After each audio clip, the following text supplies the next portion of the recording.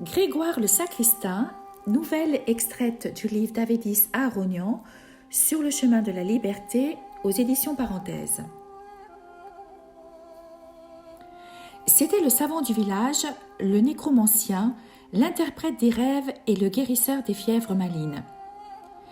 Ses cheveux avaient blanchi au cours de nombreuses années où il avait lu et interprété de gros livres pleins de signes magiques et mystérieux. Grégoire le sacristain avait un passé si prestigieux qu'il inspirait toujours du respect aux villageois. Il le savait et en était satisfait, mais ce n'était pas tout. Il avait aussi deux autres motifs de satisfaction et de gloire. Il aimait démesurément sa chasse et sa messe, et tous deux servaient à accroître sa gloire. Et cette gloire atteignait son paroxysme, notamment le samedi. Ce jour-là, il prenait le chemin de la montagne dès le matin, vérifiait un à un les pièges qu'il avait tendus, et la chance lui souriait souvent dans ce domaine. Il revenait le soir, fier et victorieux.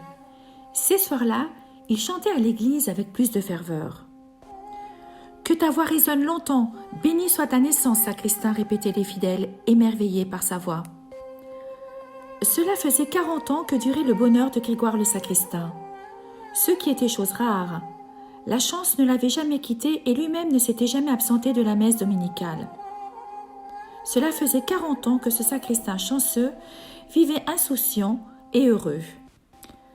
De la chasse ou de la messe, il était difficile de savoir où allaient ses préférences. Il était si grand que les villageois le surnommaient l'escalier du patriarche Jacques. Le sacristain aimait bien se sobriquer et en était fier. C'était une chose sacrée. Il était d'abord fier de son cafetan, puis de ses cheveux et de sa barbe, bien plus qu'il ne pouvait l'être de sa grande taille. Et il avait raison, car son cafetan brodé qui lui descendait à la hauteur du genou donnait à sa taille une dimension plus grande. Sa barbe, dense et grisonnante, atteignait sa ceinture et lui cachait tout le buste, tandis que ses cheveux blancs et bouclés s'étalaient sur ses épaules. Et quand il chantait avec exaltation en hochant la tête. Il sentait avec émerveillement ses boucles de cheveux qui éventaient son long cou. À ces moments-là, le vieux sacristain était merveilleux. On aurait cru qu'il se métamorphosait et se sanctifiait aux yeux des croyants, et il en était heureux. Mais qui peut connaître le destin des hommes? Ce soir-là, Grégoire le sacristain n'était pas à l'église. Le curé récita les complis et après l'office, et pour finir, élevant l'évangile, il chanta le ghezzo de sa vieille voix enrouée. C'était la première fois que cela arrivait depuis 40 ans. C'était la première soirée dominicale où la belle voix de Grégoire le sacristain ne s'élevait pas dans les chœurs. C'était la première fois que la lumière diffuse des cierges et des lampes à huile ne dessinait pas la silhouette de sa taille élancée, que les fidèles ne voyaient pas sa longue barbe et ses cheveux tombant sur ses épaules, cette tête savante et responsable qui connaissait tant de choses. Le cœur était vide, l'église triste, les prières ternes. Les fidèles étaient stupéfaits, ils étaient même incapables de retenir l'expression de leur étonnement avant la fin de la messe. C'était un événement, il manquait Grégoire le sacristain.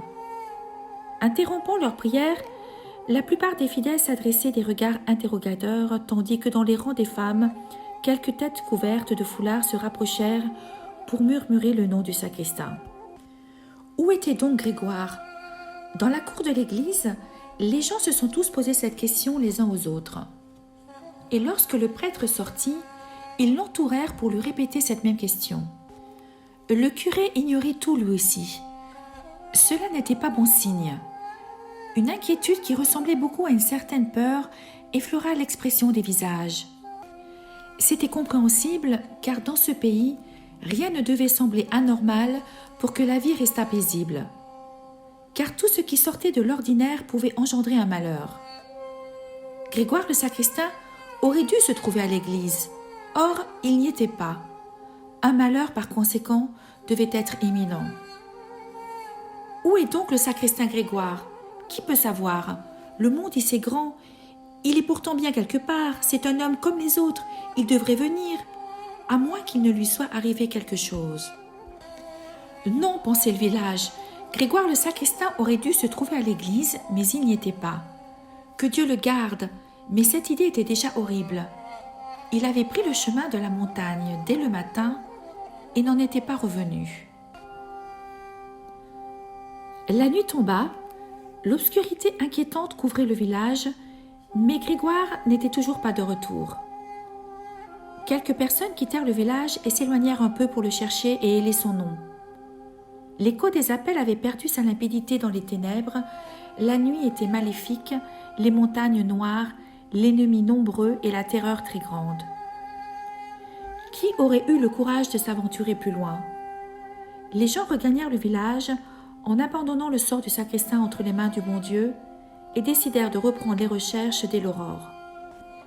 Les portes s'étaient vite refermées, le village se recroquevilla et se tut, on abandonna la rue à la terreur, à la mort. Le danger jaillissait de 1000 sources. Malheur à qui restait dehors, ô monde maléfique, qui a donc lié ton sort à tant de douleur? Où était donc passé Grégoire le sacristain à cette heure sinistre? Ce jour-là, après avoir visité tous ses pièges un à un comme d'habitude, Grégoire attrapa dans la soirée un renard vivant, un beau renard d'une rare fourrure qui tirait sur le noir. Le sacristain vit le regard suppliant de la bête fauve qui le fixait. Puis il sourit et se mit même à rire avant de se souvenir qu'il devait chanter ce soir-là le quetzal. Que la vie est belle, se dit-il. Avec la même bonne humeur et le même sourire au visage, le sacristain attacha le renard avant de retendre le piège et s'apprêtait à rentrer avec son butin glorieux. Il fallait se presser pour arriver à l'heure à la messe. Le village était encore loin, mais ce n'était pas grave car Grégoire le sacristain avait de grandes jambes et de longues enjambées. Selon son habitude, il se mit à chanter le traîneau glisse et s'avance, son chant préféré de Grégoire de Narègue. C'était une belle journée de printemps. Les rayons obliques éclairaient les alentours où tout souriait sous la lumière dorée du soleil. À cette heure-là, le renard à la noire fourrure était très beau lui aussi. Que la vie est belle! À peine s'était-il éloigné du piège qu'il entendit un bruit de pas derrière lui. 2 gendarmes turcs se tenaient là. L'heure est maléfique, pensa le sacristain. Que Dieu me garde. Oui, l'heure était maléfique. Le cantique se figea de lui-même comme si une main lui avait soudain glissé des cailloux dans le gosier. On entendit un râle comme si l'on voulait l'étrangler, puis le silence s'imposa. Comment peut-on chanter à cette heure de mauvais augure? Mais les gendarmes turcs ne pensaient probablement pas ainsi, car ils se mirent à ricaner en entendant les dernières notes étouffées du cantique. Le danger se faisait pressant. Ils réclamèrent le renard. Le sacristain le leur donna sagement et essaya même de sourire exactement comme l'aurait fait un mourant apercevant l'ombre de la mort. « Allez, va-t'en, Gavour !» Le Gavour s'en alla en riant cette fois pour de bon, tout étonné de s'en tirer à si bon compte. Et il pouvait s'étonner à juste titre. « Arrête, arrête-toi » crièrent-ils. Le sacristain s'arrêta et sourit. « Enlève aussi ton cafetan. » Le sacristain ôta son cafetan ainsi que sa soutane. « Pourquoi enlèves-tu ta soutane, Gavour ?» Il est dit dans notre saint évangile que lorsqu'on exige de nous notre cafetan, on doit aussi donner notre soutane en même temps. « Ce vieillard est fou, dit l'un des gendarmes, et ils éclatèrent de rire. Ils ne pouvaient faire de meilleures découvertes. Ce vieillard à demi fou pouvait très bien les distraire. « Vieillard, puisque c'est comme ça, pourquoi n'enlèves-tu pas aussi ta chemise ?» Le sacristain ôta sa chemise et se retrouva rapidement nu. Ce vieillard de près de 60 ans se tenait debout, nu et tremblant. La barbe grisonnante largement déployée sur sa poitrine et ses longs cheveux répandus sur ses larges épaules donnaient à cet homme nu un caractère très émouvant. C'était la vieillesse déshonorée qui tremblait de peur, de honte et de froid devant ses bourreaux, car avec les premières brumes de la soirée, le vent des montagnes soufflait sans répit et ébouriffait la barbe du vieillard, jouait avec ses cheveux et gelait son corps velu. Cette image égayer les gendarmes. Ils le regardaient en riant, puis se turent soudain et restèrent pensifs avant d'échanger quelques propos à voix basse. Ils s'approchèrent du piège. « C'est avec ce piège que tu as attrapé le renard ?»« Oui, messieurs, c'est avec ce piège. »« Et ce piège est à toi ou moi pour que tu emportes ce renard ?»« Oui, messieurs, il est bien à moi. Tu mens, tu voles. Dieu en est témoin. C'est bien le mien, messieurs. »« Comment fais-tu pour attraper les bêtes ? Montre-nous, qu'on voit ça un peu. » Le sacristain se pencha sur le piège et se mit à donner des explications. Lorsqu'il avança les deux mains vers les parties qui attrapent la patte ou le cou de l'animal imprudent, l'un des gendarmes déclencha soudain le mécanisme et les deux poignets du malheureux vieillard furent immédiatement coincés dans le piège. Il hurla de douleur aussitôt. C'était insupportable. Des larmes amères apparurent dans les yeux du vieillard et tombèrent sur ses poignets meurtris. Toutes ses supplications restèrent vaines, ils ne le libérèrent pas. Ils en riaient au contraire et s'amusaient. Le vieillard essaya de se libérer les mains en s'aidant des pieds, mais sans succès. Il se débattait comme un fauve blessé et hurlait de douleur. Son corps nu, pris au piège, se roulait au sol. Il suppliait, pleurait, alors que les gendarmes riaient sans cesse. Ils trouvaient le spectacle vraiment très amusant. Ils se mirent à chuchoter à nouveau. Les souffrances de la victime excitaient probablement leur sauvagerie, car l'un d'eux frotta une allumette qu'il approcha de la barbe du vieillard. Elle prit feu instantanément en éclairant ce visage que l'horreur rendait hideux. Il devait inévitablement tomber sur le visage pour se frotter la face contre terre afin d'éteindre cette douleur. Mais au même instant, l'un des fauves assoiffés de sang lui blessa la gorge avec son sabre, le second fit de même, et ainsi débuta un horrible martyre. La vue du sang semblait doubler la ferveur des bourreaux. Le sang humain, ce liquide chaud et rouge, était enivrant. Ayant joué à satiété, ils allaient tuer à présent dans ce champ isolé ce vieillard abandonné qui devait trouver là une mort lente et infernale. La victime le pressentit. Il se roula au sol, fit encore quelques culbutes et atteignit le bord d'un proche ravin où il se jeta d'un dernier élan, avec l'espoir de vivre ou de mourir. Il se culbuta sans cesse jusqu'au fond du ravin, tandis que là-haut, les bourreaux se moquaient de ce corps meurtri et ensanglanté qui tantôt apparaissait et tantôt disparaissait dans les éboulis.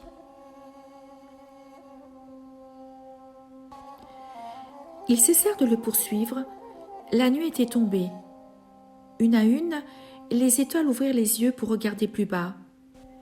Elles virent ce corps humain meurtri, puis continuèrent à battre des paupières dans l'insouciance et l'indifférence. Quand donc le ciel s'était-il intéressé à ce qui se passe sur terre ? Le vieillard ignorait combien de temps il était resté dans cet état inconscient. Quand il ouvrit les yeux, les étoiles scintillaient encore dans le ciel, l'obscurité dominait toujours le monde et autour de lui régnait la terreur. Ce n'était pas facile de se relever. Les mains prises au piège, le corps meurtri et épuisé, il se roula de tous côtés, s'appuya sur ses coudes blessés et se mit debout. À présent, il fallait marcher. La route était si longue. Finirait-il par arriver ? Il marchait. Ce corps épuisé et couvert de sang, cet homme abattu sous le poids des douleurs, marchait dans les ténèbres vers le salut et la lumière. Le village était encore loin, l'est obscur et l'aurore n'apparaissait toujours pas. Quand arriverait-il au village ? Il marcha longtemps et s'arrêta soudain.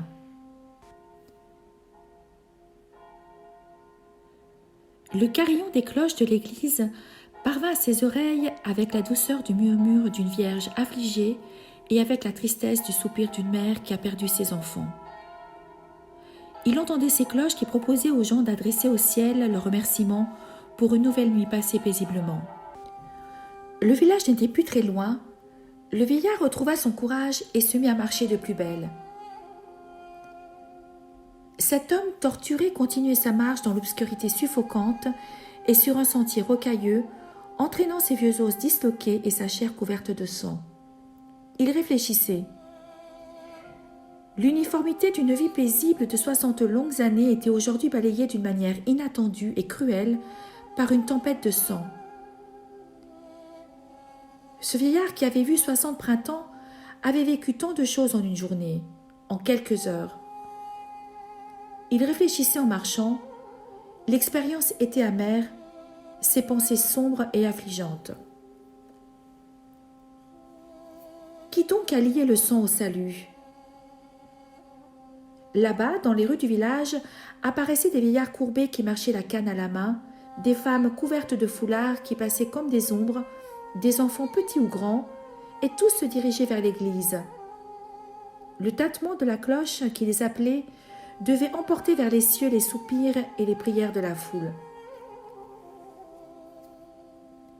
Les fidèles recueillis étaient nombreux dans l'église et tous priaient pour le vieux sacristain qui n'était toujours pas de retour.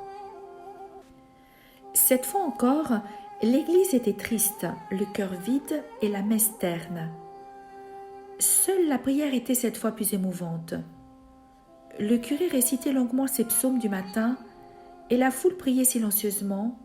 Elle priait pour l'humanité et pour le sacristain. Depuis combien de siècles cette foule priait-elle ? Depuis combien de siècles attendait-elle la voix du salut ? Mais ce jour-là, la voix attendue résonna soudain dans l'église. « Seigneur Dieu, regardez, je vous apporte aujourd'hui la récompense de 40 années de piété. Est-ce ça que j'ai mérité ?» Les fidèles interrompirent leur recueillement un instant, et terrifiés, ils reculèrent en laissant une petite place s'ouvrir, là où se tenait un homme nu, ou plutôt un mort à l'apparence horrible, échappé du cimetière. C'était le sacristain, c'était lui qui parlait ainsi. Mais qui pouvait le croire ? Son corps nu était couvert de croûtes de sang en tous sens, et qui formait un ornement macabre sur sa chair meurtrie. Ses deux mains étaient encore dans le piège qu'il tenait élevé au-dessus de la tête, en direction de la Sainte Table, avec des mouvements de protestation. Sa barbe était hideuse et à moitié roussie. La peau de son visage brûlait, égratignée, les cheveux en bataille sur le front et les épaules. Il était horrible. Les hommes furent pris d'un mouvement de recul. Les femmes se couvrirent le visage de leurs foulards. Des enfants hurlèrent de terreur et le curé pétrifié se tut. « Je suis horrible, n'est-ce pas ?» continua le sacristain. « Oui, horrible, misérable. Les plaies de ce corps sont la récompense de 40 années de prière et de piété.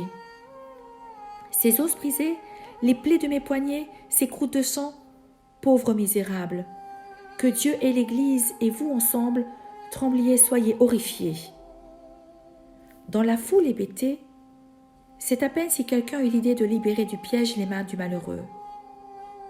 Quand on libéra ces deux poignets brisés, un frisson parcourut la foule après l'horrible hurlement du vieillard. Ils m'ont dit « Donne-nous ton cafetan !» Je leur ai même donné ma soutane. N'est-ce pas ce que l'Évangile m'avait enseigné depuis 40 ans, continua le sacristain ? On m'a frappé à la tête et j'ai présenté mon visage. Ça aussi, c'est l'Évangile qui nous l'a enseigné. Ils ont brûlé ma barbe, puis ils ont percé ma chair. L'Évangile n'avait pas écrit que si l'on perce ta chair, tu ne ressentiras pas de douleur ? Eh bien moi je l'ai ressenti, et quelle douleur ! Je me suis jetée dans la rocaille pour échapper aux gendarmes. À présent, la foule comprenait de quoi il en retournait. Dans le monde des douleurs, il faut très peu de choses pour mesurer la grandeur de la terreur. Parfois un mot, un hurlement, un soupir seulement. Un villageois ôta son manteau pour couvrir le corps meurtri du sacristain. « Encore des vêtements ? À quoi bon ? Pourquoi faire ? Ils les emporteront encore, dit-il. Apportez-moi un linceul. Arménien, il ne me reste que le linceul. » Celui qui a donné sa chemise et sa soutane sont bronchés à l'ennemi, celui qui a présenté son visage pour être giflé, celui qui, comme moi, a souri sous son poing, doit désormais se promener dans un linceul.